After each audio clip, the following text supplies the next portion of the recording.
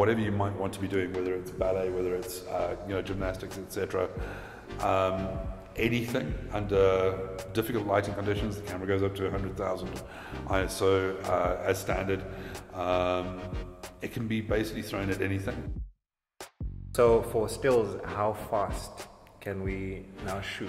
Well, we're 16 frames a second with autofocus between each shot with a mirror down. With a mirror up, in mechanical mode, you've got 20. If you switch it into silent or electronic shutter, you're still getting 20 frames a second. What are the video capabilities? So pretty much the smallest, lightest, high-spec cinematic camera available from now on. We have 5.5K raw full readout of the sensor at 30 frames on camera with C-Log, 422 and 10-bit. We also have downscale from 5.5 to 4K at 60p. We also have compressed, so you can shoot MOV or MP4, etc. Again, C-Log, 422, 10-bit is all there. You decide what your different settings are.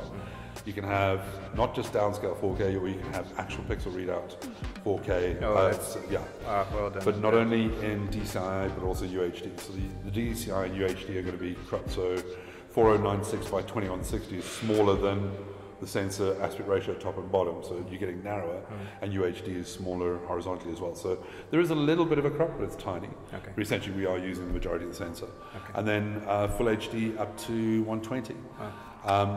Almost all of the modes have got dual pixel autofocus. It's just the high-end raw 5.5K and 4K downscale doesn't have the dual pixel autofocus. You have to go back to manual focus there. Okay. And then does it use the same battery as the Mark II? Yes, that's the brilliant thing. It uses the same LP19 as the 1DX Mark II. Having said that, the battery life is now even better. So the X2 on the LP19 is rated at around about 1,300 shots. Yeah.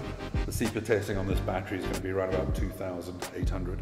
So at least 3 times the battery life out of the same battery. Oh, wow. And I was just looking at the body a few minutes ago, and then I saw that there's now, for the autofocus button, now you can control the autofocus pointers. People like the autofocus button at the back to activate autofocus, and they wanted something more. So we've now made that tactile, so we've made that sensitive as well. So to change autofocus points, you can hit the autofocus activation button. The MFN changes from single to 9 to 65 or whatever it is. And then you can use the AF on button to slide left, right, up, down, etc. Yeah. For video users, that's going to be really, really, really nice to move from one focus point to another.